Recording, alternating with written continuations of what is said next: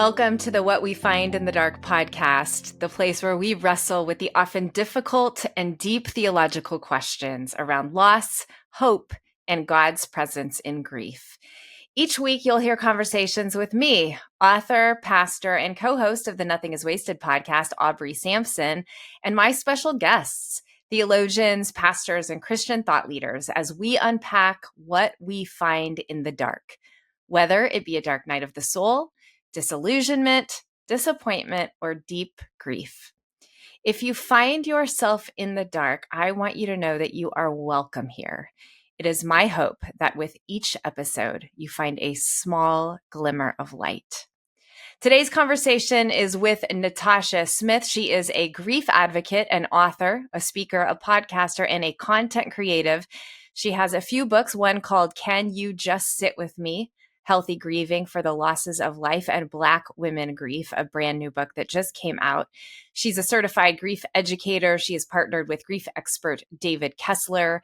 And most of all, Natasha believes that God sees, God knows, and God understands every single thing we go through, including dark nights of the soul. She believes that for those who are hurting, there is hope in Jesus. Today's conversation, we're going to dive into the question of what to do in the early hours and days of fresh grief. But before we start that conversation, I want to read you an excerpt from my book on that very topic, Fresh Grief. The book is What We Find in the Dark: Loss, Hope, and God's Presence in Grief. If you are currently experiencing fresh grief, you know that I don't have much perspective to offer you. I am in it too, waiting through the longest hours of the night. What I know is that it doesn't seem real, and yet it is the scariest thing ever. What I know is that you are being invited into depths you have yet to plumb, and that dive will require everything from you. The only thing I can think to say to you right now, because I keep saying it to myself, is this: be gentle with yourself. Say no to unnecessary commitments. You don't even have to give a reason. Just say no. Let people love you with meals. Take baths. Remember to wash your hair. Wear comfortable clothes. Take naps. Take walks. Remember to eat now and then. Buy yourself a soft, stuffed animal to squeeze, that part of you that feels small when the world feels too big, too unbearable, will need some precious attention now. Let yourself receive it. And keep asking God to find you. Or if you're too tired, stop asking and let friends take that role over for you, because there are days when grief will make you feel so lost to yourself, to others, to God. In these long, difficult midnight hours of loss, you will grow weary.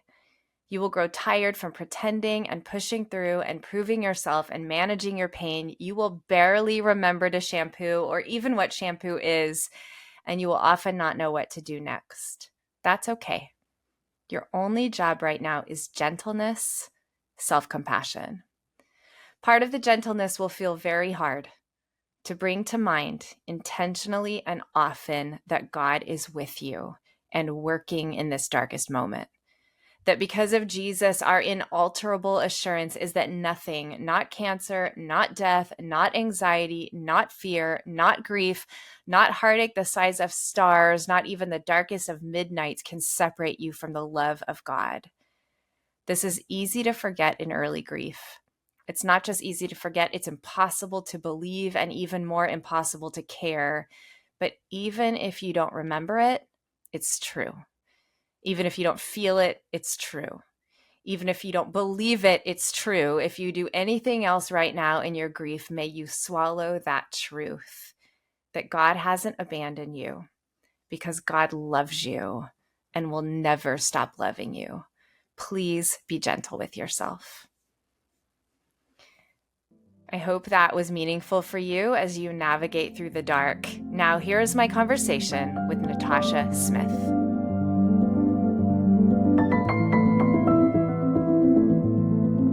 Well, Natasha Smith, welcome to What We Find in the Dark. I am so excited to talk to you because I feel like I'm talking to a friend. So thanks for being here. Absolutely same, Aubrey. I'm so excited for this conversation. Just honored to be sitting with you. Before we dive in, you and I connected because we're both in the grief space, and your ministry is so powerful, and you do such a good job of meeting people right where they're at. Can you tell me a little bit, what is your experience with grief, and why did you even start this ministry? Yes, thanks for that question. Often I'm like, is this a ministry? And it is, but I Yeah. struggle with that word sometimes, But yeah, I just sat with grief for over 30 years. And when I say Mm. that, I surprise myself every time. But literally, beginning in my teen years, I began experiencing loss after loss, a succession of losses, um, including the death of half my immediate family, my dad, Natasha. two of my sisters, the murder of my nephew, miscarriage, stillbirth, and living losses as well, kind of Yeah. wrapped in there as well. Career change, those type of hard transitions that Yeah, are still all worthy of the space and grace degree, right? that's And right. so, just in sitting with those, I did not know where to take those, what to do with it. So I stuffed it, tried to ignore it, tried to push it aside, and even really tried to memory block some of those things because I just didn't Mm. know how to cope. And Mm. so that's what I did with it until 2020. In 2020, we were kept, we had to sit with ourselves, really. Yeah, You we know what I mean? did. Yes, we did. And so that was like that big turning point of like seeing so much grief, loss, suffering all around me from the news to just social media, just everything because of the Yeah. pandemic and racial injustice. It was a lot of things going on during Oh, that time. Oh my so gosh. And a much. political year. So it was like, what is going on? Everything. Right. It's Everything all the at once. end times, end of the world. It was like, Yes, yes. that type of feeling. And I was like, oh my gosh, that's how I feel on the inside. Like what I Mm. was seeing was how I was feeling, and I cannot hold it. And so I literally started to write. I started to kind of share bits and pieces, small pieces online, and it really was resonating with people because they're like, I feel this way too, Yeah, And yeah, so that's really what kind of jump started trying to process things for myself as well as yeah, bringing hope to others in the yeah. process. Yeah. Which you do so well. And I know I said that, Natasha, but I do. I just appreciate that you are so good at holding grief without spiritually bypassing it, but also pointing people to hope. Like somehow you do that so seamlessly, as only a person who has wrestled in the dark night can. So I Mhm. appreciate that. Thank you so much. Um, Natasha, one of the things that I write a lot about in the book, What We Find in the Dark, is this idea that you walk through seasons of grief like that and you assume or hope or your faith has told you that God will be there to comfort you. In your experience of, I mean, that's a lot of grief, a lot of loss at an early age. Was God there? I mean, did you feel a sense of God's presence? Did you have seasons where you were in a dark night and didn't sense God's presence? Can you even answer that question? Because I know it's a big one. Yeah, it is a big question, but I love this question because it's like yes and no type Yeah. answer. It's like kind of when I look back, I'm like, yes, he was there. He was the only thing really holding me together because, again, I didn't know how to seek out help. Right. My peer group, like, no one had experienced anything, any loss. And so Hmm. he was the only thing that was keeping me. Wow. And so it's more of a, when I look back at all the things I experienced, knowing that, yeah, he was the only one sitting with me during that Yeah. time. But when I was in it, I often felt alone and Hmm. abandoned by God. Hmm. Right. So it's That's very that, real. yeah. Okay, Natasha, one of the things that I wanted to bring you on to talk about specifically is the idea of fresh grief. So, like, just the aftermath of grief when our brains aren't working and we're barely sleeping and we forget what shampoo is. You know what I mean? Um, what do we do? And I know that's a massive question. And some of it we only know after looking back on grief. Like I Right. imagine in your early days of grief, you didn't know exactly what to do. But what words of wisdom would you give to, a listener who's in the midst of that fresh, acute grief? Yeah, that is such a big question, but I love it because most often we don't know what to do, right? Um, Yeah. but I believe giving yourself space to feel the emotions, because That's again, good. so much of mine was don't cry, don't cry, don't cry, not Yeah. be, allowing, giving myself the permission to grieve. Yeah. Feel all the emotions and know that it's okay. Mm. Rest.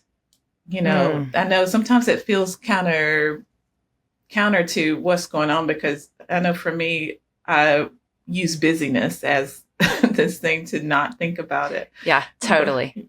you know what I mean? But we need so much rest. Mm. Grief fatigue is so real. Like Yeah. you can feel Wow. like you can need to scrape yourself off the floor, because it runs in the background. Even if, you're talking to people, doing whatever with your kids or your husband, it's still Mm. going on in the background 24/7. So Natasha, that lots is of so rest. real. Yeah. Yeah. Wow. Yeah. So I guess it's It's fun. attending to, go ahead. No, you keep going. I was just going to say it. What came to mind was attending to our physical body as well as our spiritual body, mental and mentally.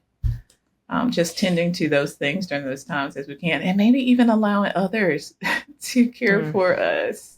Imagine that. Imagine that.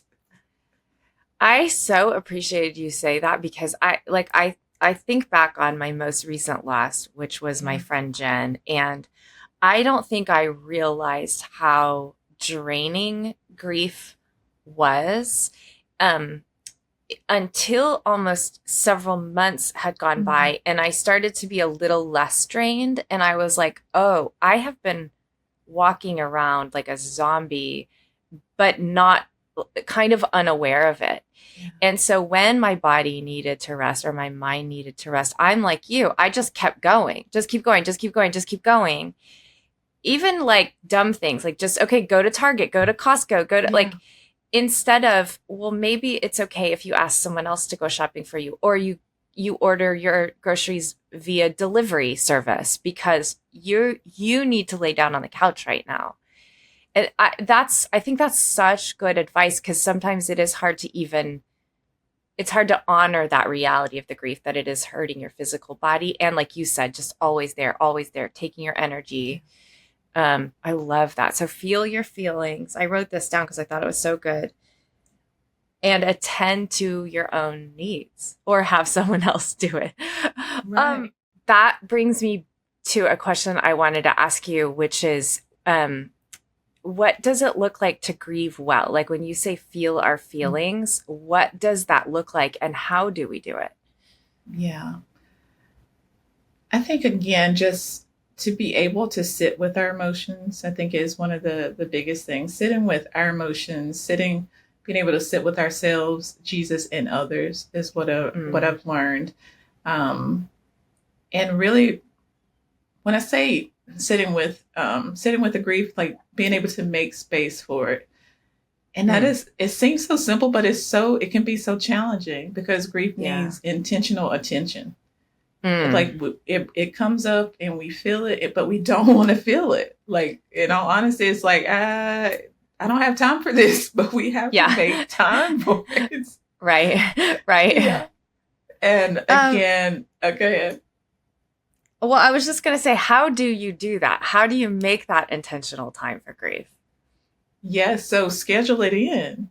So you have to schedule in. And Mm, one thing that it brings to mind is just a grief exercise that I did, and I think I have in my book as well, is writing your feelings out, like writing a burn letter.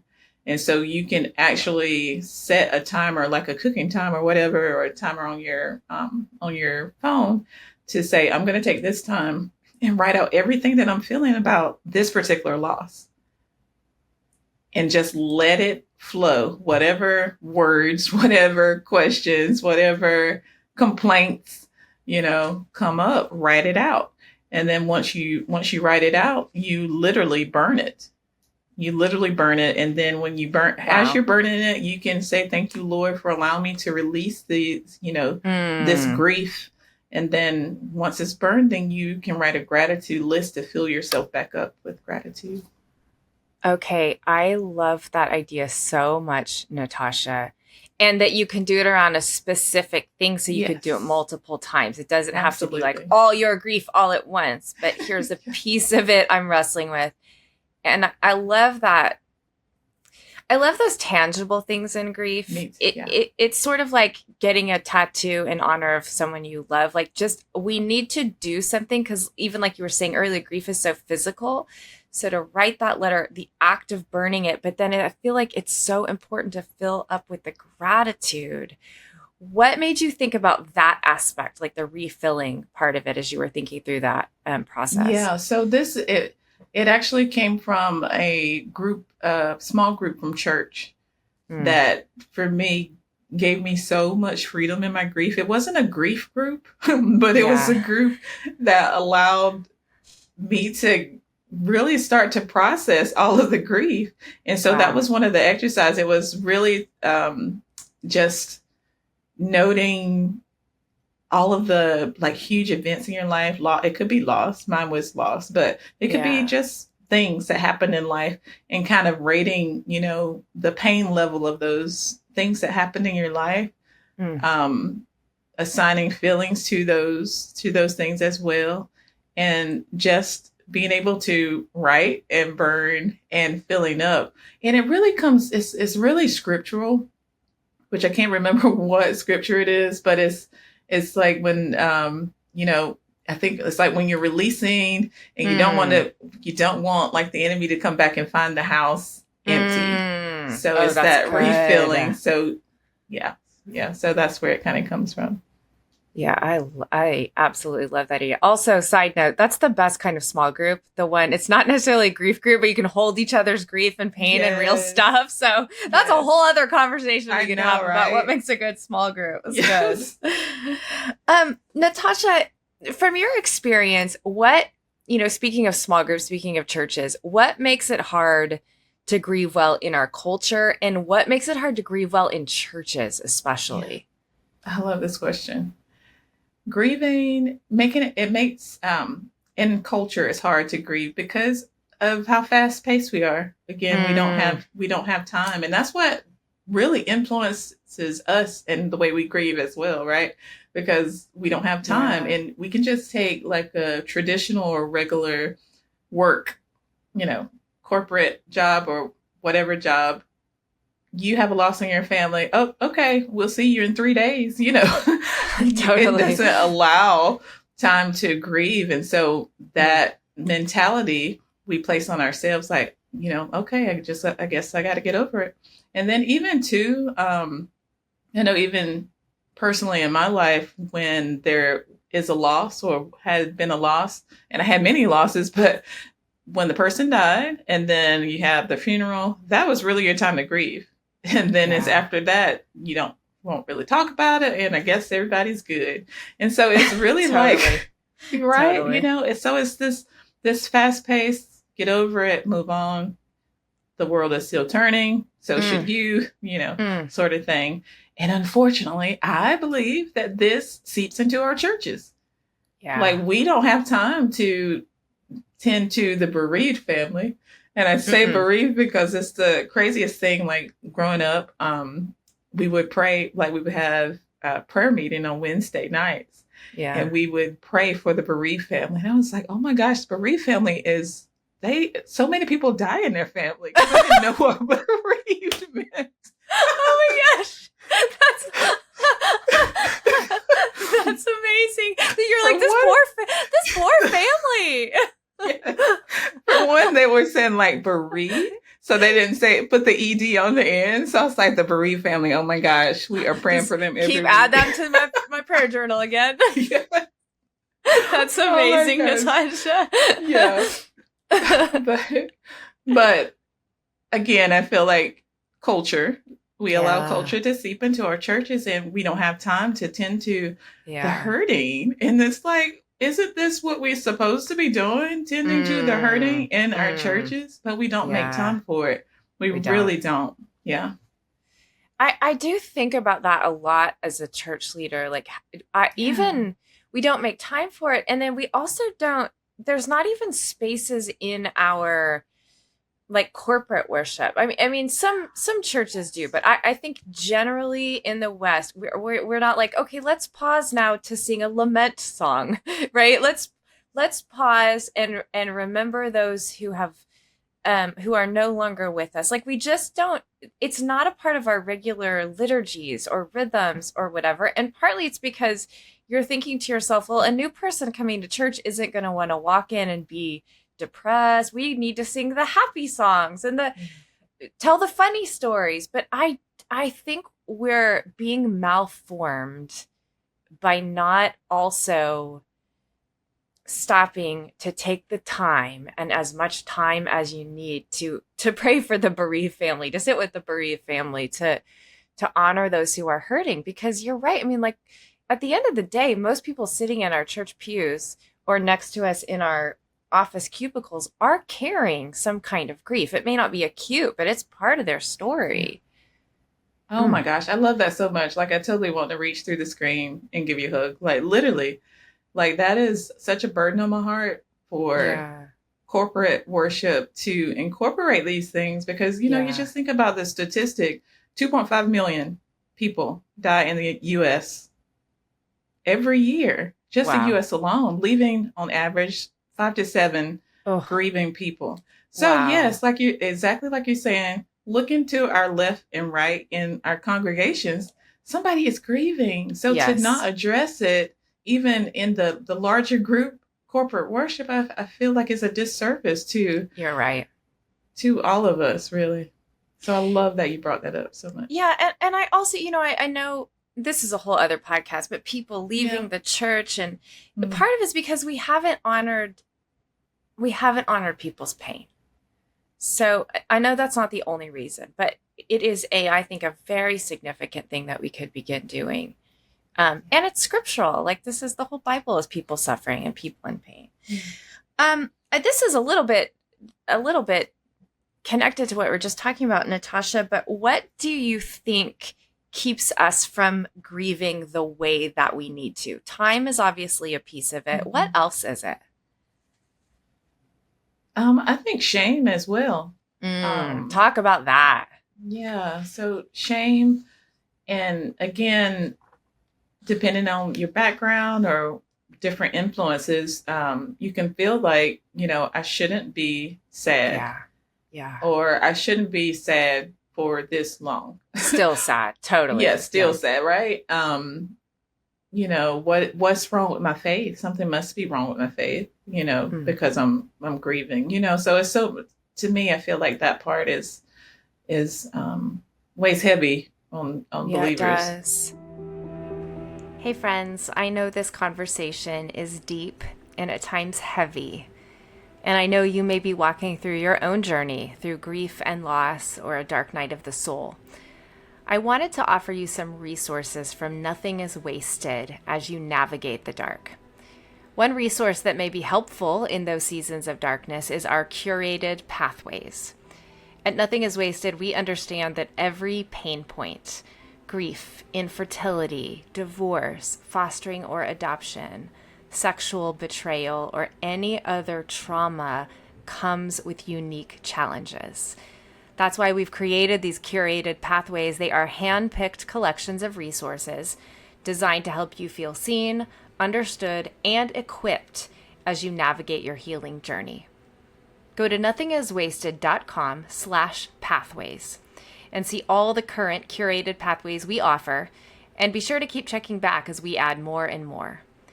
Pain can make you feel isolated, but healing does not have to be a lonely road. Let us walk alongside you and help you move forward toward hope and healing. Yeah, I that's a big one that I feel like I carry is like, oh, you're still sad, you shouldn't be sad. So don't talk about your sadness anymore, or don't kind of dwell in it. It's time now to move to hope. It's time now to, Yeah. and it's strange because I feel like we know this, even as Christians, the conversation's getting better, that we can hold grief and faith or pain and hope at the same time. So we're saying it. But then I think our practice is still, you're right, you feel some shame that you're still as sad as you are, or you're not, quote, over it, or what have you. Do you, like, what do we do when people are wanting to hurry us past our grief or through our grief or to the other side of their grief? Like, if they think we should be somewhere that we're not, what do you do? How do you respond? Do you just sort of ignore that and go, okay, thank you, and then inside do what you want to do? Or like, yeah, what do you do in that setting? Yeah, that's kind of been what I've done. Yeah. Thanks, and just keep going. That's so hard. I feel like when I think about these type questions, it's like I still believe that people don't know what they don't know, like, because we live in this culture that they don't know. We don't know how to. We ourselves don't know how to grieve. They don't know how to grieve. They don't know how to support those who are in grief or support, And so most often we find that people just don't know. And so it is this kind of dance with grace of saying, so that's why a lot of times for me, I'm just like nodding, okay, because they don't know, unfortunately. Wow. And so it takes a podcast like this, a book like yours, a book like mine to bring more grief awareness to these things. Like, it takes time. And maybe you shouldn't say that comment. I love that. That's a compassionate perspective too, because you're right. Most people don't know what they don't know, and they don't know until they know. So once they're grieving, they go, oh, okay, now I get it. And so you're right to sort of just, okay, one day you'll find out, sort of internally. Yeah. Thank you so much for that perspective. And then you want to go, like, you're not going to punch him in the face, but you're just going to go back and keep doing what you're going to do and just trust, like, they'll know. Yeah. Yeah, that's good. I mean, I don't know if it's good, but it's a funny reality, certainly. It's a funny reality. Natasha, in your experience, obviously, I'm so sorry for all the loss that you've carried, because I know it's been a lot. It's been individual, it's been family, it's been corporate, it's been communally as a Black woman. Does grief end? That question. Yeah.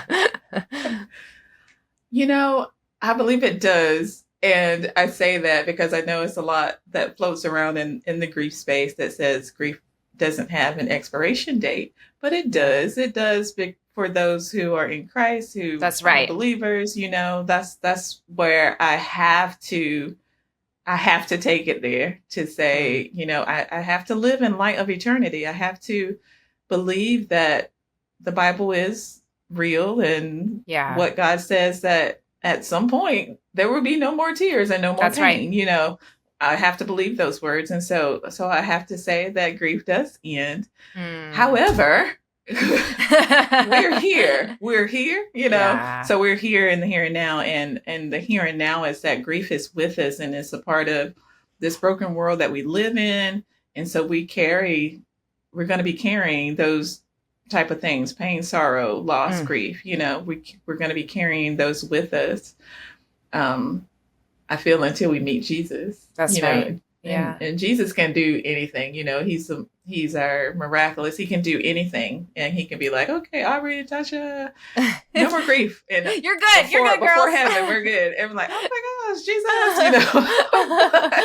Jesus. But most often, it's going to be this process that we walk out on earth, in the way that we allow and he allows in our life. Yeah. That's such a good reminder, Natasha. I'm going to ask you a question just related to that. Yeah.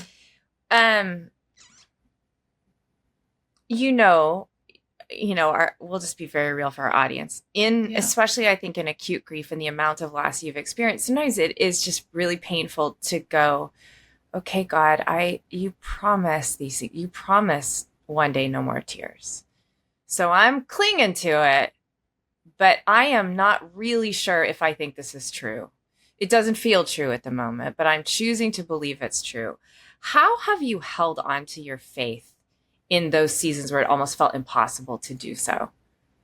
For one, I want to just kind of pause to say your book does an amazing job of helping us as grievers in that fresh grief be okay with not being Mm, okay, seriously, you know, thanks, being okay Natasha. with expressing and giving language. Like, I feel like those who will be reading this book will feel like they're not losing it. They're normal. I have a friend in the dark, like literally. So I love it so much. I love your book so Thank much. you. Thank you, Um, Natasha. yeah, but for now, lost what I brought. I lost the question. Yeah, how do you cling to your faith? Like how do you cling to that promise of revelation that one day there'll be no more tears when it feels impossible? Yeah, I really believe that we have to take on, or I have taken on, like, okay, what is faith? Mm. Faith, and I've done this a lot of iterations of this. Like, we're not supposed to see this. We don't. The faith is, you're not. You know, we don't see it. We don't see it Wow. yet, and so I really had to keep coming back to that. Like, duh, what's the definition of faith? Like, it doesn't.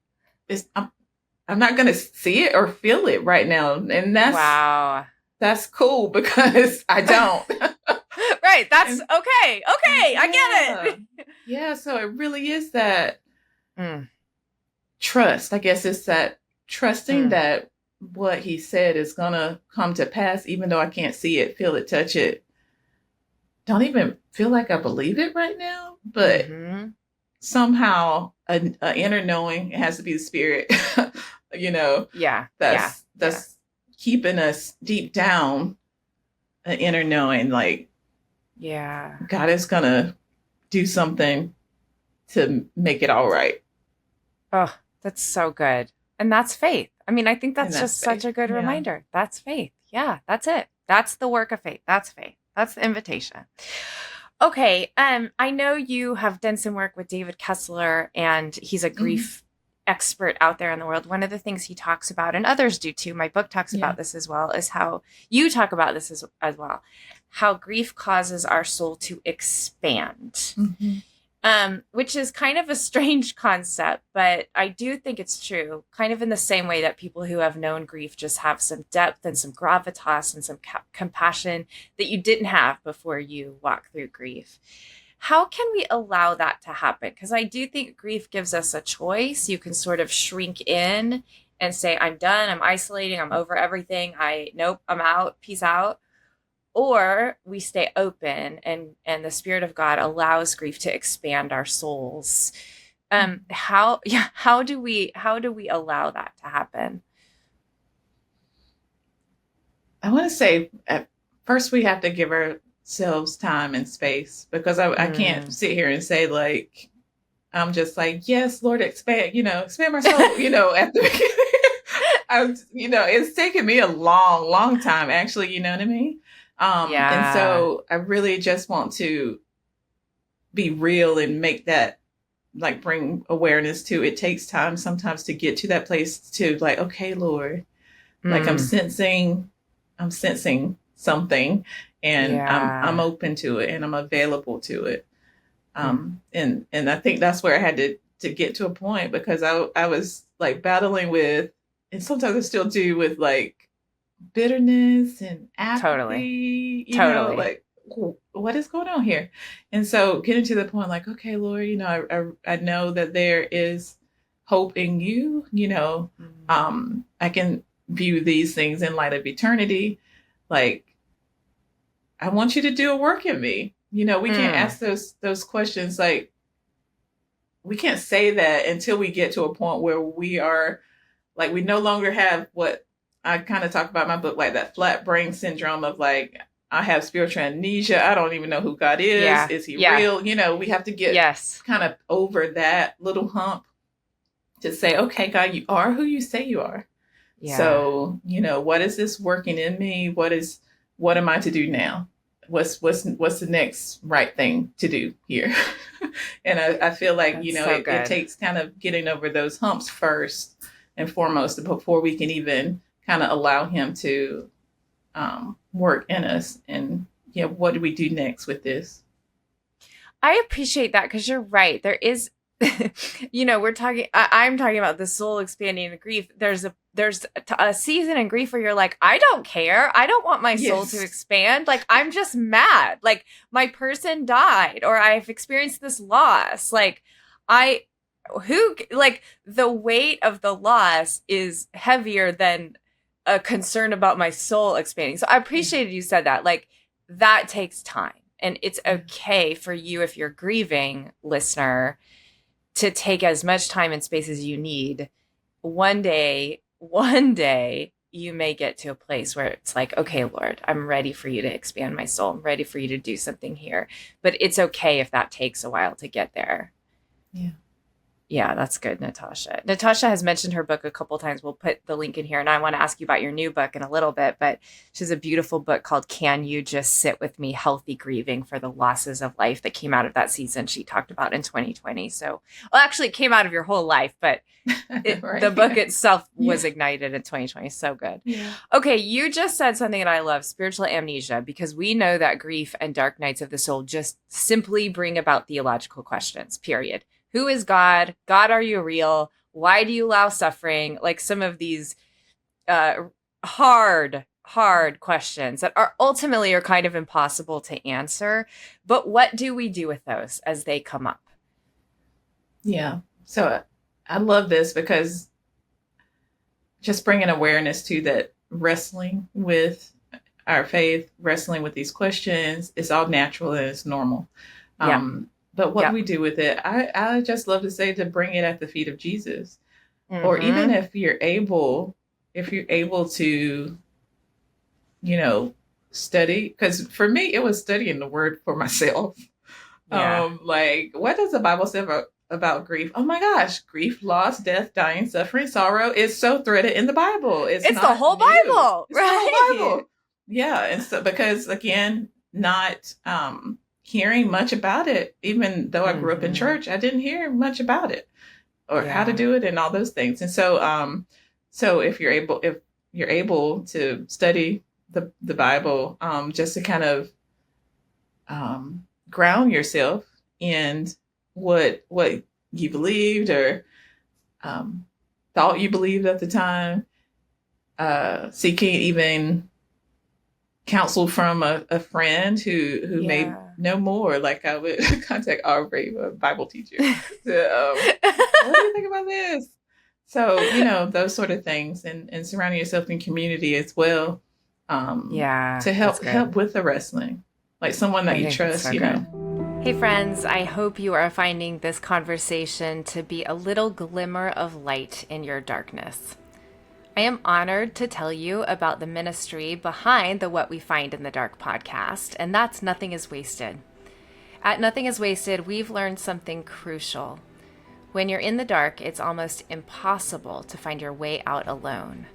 You need someone to guide you, someone who's walked that road before and knows the way to healing and hope. That's why we offer both trauma recovery and pain to purpose coaching. Our certified trauma trained guides are here to walk alongside you, helping you process your story, heal from the pain, and move forward with renewed purpose. They'll guide you through healing from your trauma or through our Pain to Purpose course, an incredible resource designed to help you rebuild after grief, trauma, or loss. Being in the dark can feel isolating, but you don't have to face it alone. Let us help you take the next step toward healing. Visit nothingiswasted.com/coaching to learn more and connect with one of our certified coaches today. Your story isn't over. There is hope, and we'd love to walk this journey with you.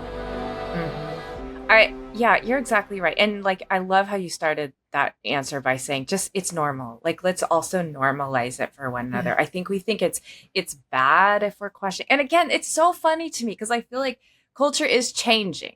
Yeah. We're talking more about this. It's okay to wrestle. It's normal to have questions.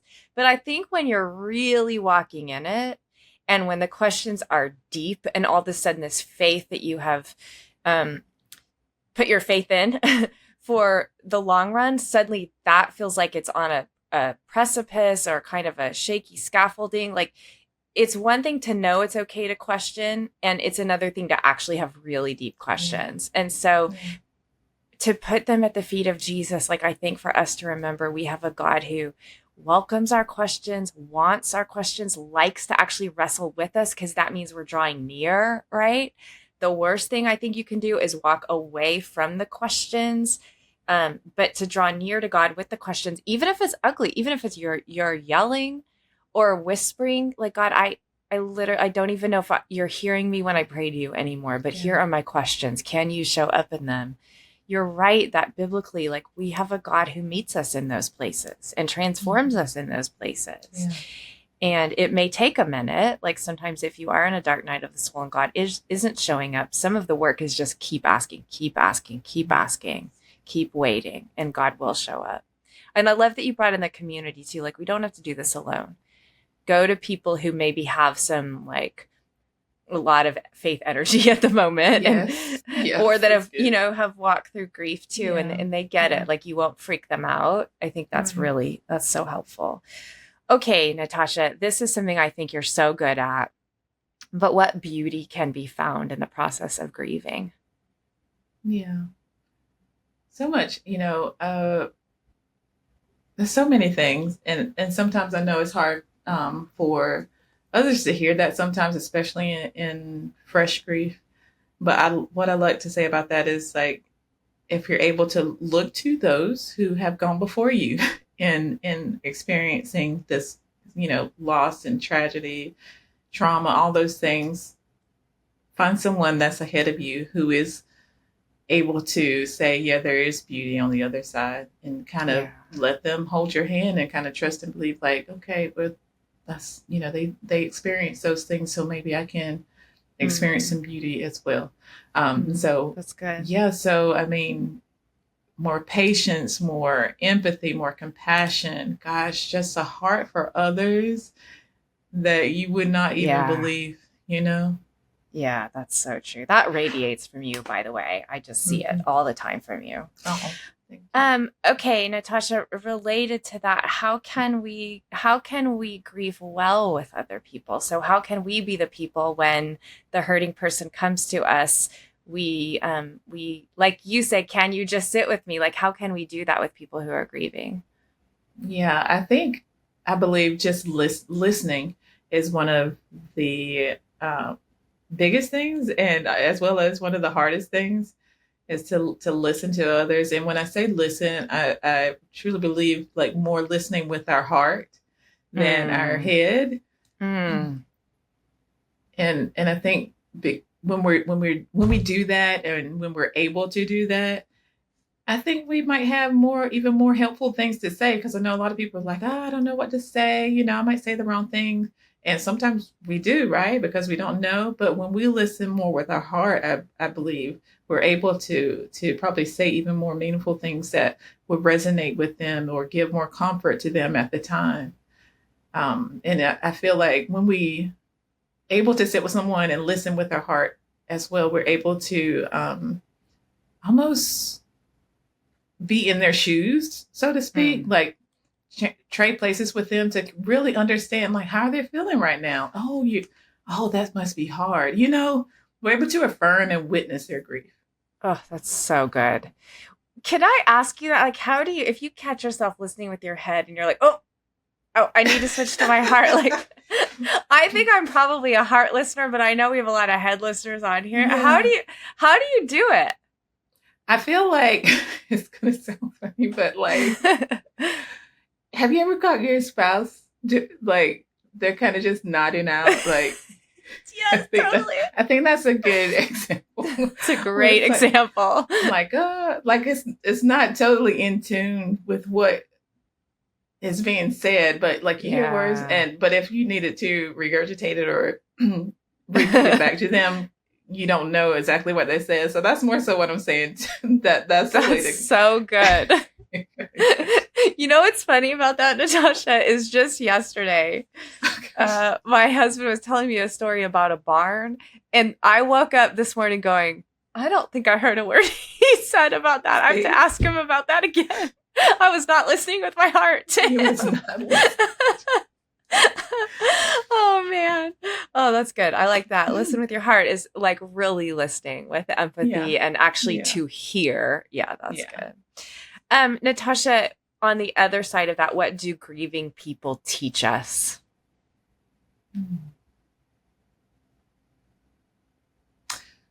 That is such a great question. I would say grieving people teach us that pain is present and that it's important to, excuse me. Sorry. So I think grieving people teach us how to make space and hold hold space for pain. Like pain is a part of Yeah. life, that it is a part of, will be a part of everyone's journey, that is not abnormal, that Yeah. is normal, part of life, that, it's part of the human experience. Mm, that's so good. Yeah, Yeah. that's beautiful, Natasha. Okay, one of the questions that I'm asking each of my guests on this podcast is a question about the darkness, which is this: what have you found in the dark? And I would love to know what Natasha Smith has to say about that. What have you found in the dark, Natasha? Yeah. So in the dark, I've really found a way of navigating with there only being glimmers, Mm. you know, because at some moments I'm like, I cannot see a thing. And so I'm really just gonna have to sit here unless I really want to get hurt more, because Mm. I can't navigate. And so in the dark I found like ways to, I found ways to sit, because I can't sit with the things that I'm holding and all the emotions and all those things. But then there are glimmers where I didn't think there would be. And so the Yeah. glimmers of hope. And then I found friends in the dark. Ugh. Like, and not just like people, friends that were already friends, new friends that are able to hold space, that I feel like are divine connections from God for times and seasons in my life. Come And on. and that's been so huge for me.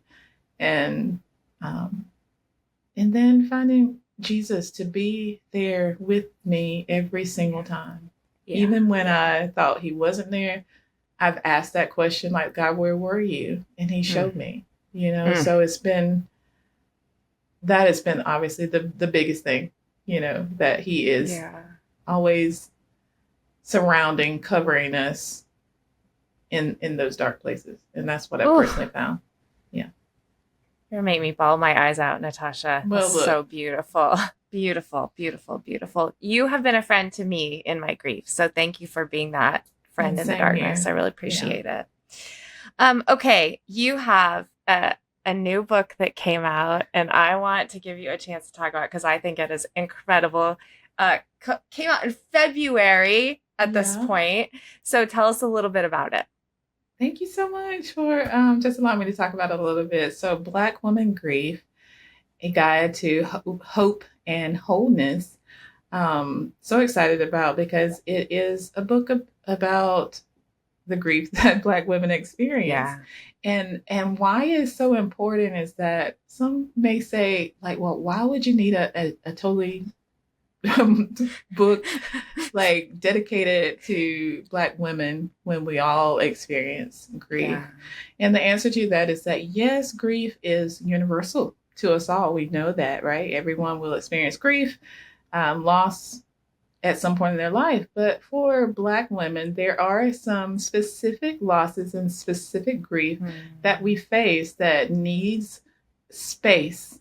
Yes. To be, it needs to be acknowledged, and it needs to Yeah. be tended to. And so this is really for Black women, it's for friends of Black women, it's for allies of Black women, it's for all those who I'm asking, can you just sit with me? Which is It's funny, you know what I mean?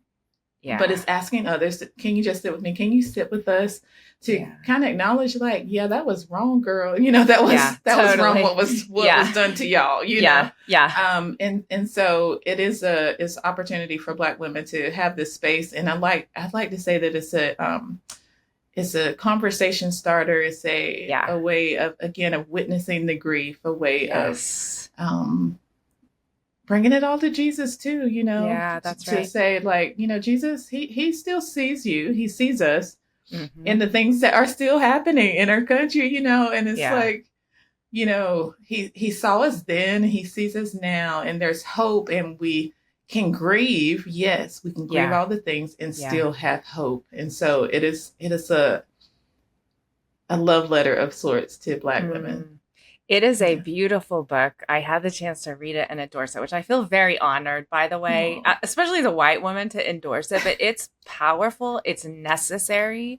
I do think, obviously, it's a healing balm for Black women. It is a book for allies, or a book for people who want to know what it means to be an ally. Yeah. And I do think it just honors very real grief that Black women carry.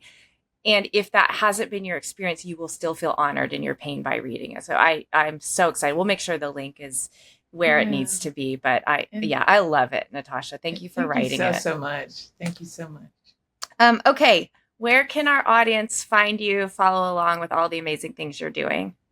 Thank you so much. You can go to my website, and it is IamNatashaSmith.com. And then the same thing across all social media, I am Natasha Smith. Yep. Natasha, thanks so much for being here. You're such a gift. You are such a gift, Aubrey. Thank you so much. Hey friends, thank you for joining me on this episode of What We Find in the Dark, the place where we wrestle with the often difficult and deep theological questions around loss, hope, and God's presence in grief. I'd love to hear your journey through the dark, so connect with me on my website, AubreySampson.com, or on Instagram @AubSamp. And be sure to follow @Nothing Is Wasted Ministries for more resources like this one that can help you in your seasons of darkness. And if this conversation brought up more questions or wrestling inside of you, or if you simply enjoyed this content, I want to invite you to pick up your copy of my book, What We Find in the Dark: Loss, Hope, and God's Presence in Grief. There you can hear more of my story through a dark night season. You can find out what God is doing in the dark nights. You can explore the biblical precedents for it. You can learn some powerful reflective practices and exercises for your own as well.